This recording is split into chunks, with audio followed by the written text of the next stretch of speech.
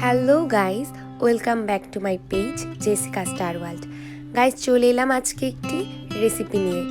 রেসিপিটি হলো আমার গাছের চাল কুমড়া দিয়ে চিংড়ি মাছের রেসিপি।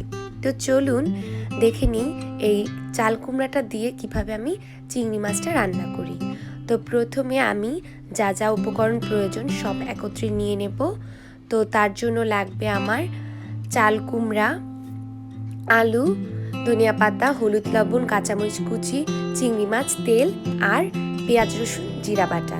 তো প্রথমে তেল গরম হয়ে গেলে আমি ভালো মতো করে চিংড়ি মাছটা ভেজে নেব এবং চিংড়ি মাছটা ভাজা হয়ে গেলে আমি সেই তেলেই পেঁয়াজ, রসুন আর জিরা বাটাটা দিয়ে দেব এবং পরিমাণ মতো কাঁচামরিচ এবং হলুদের গুঁড়া দিয়ে সামান্য পরিমাণ পানি আর লবণ দিয়ে ভালো মতো করে মশলাটা কষিয়ে নেব।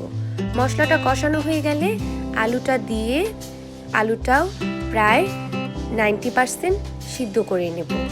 তো আলুটা যখন 90% সিদ্ধ হয়ে আসবে তখন আমি চাল কুমড়াগুলো যেগুলো কেটে রেখেছি সেগুলো দিয়ে দেব।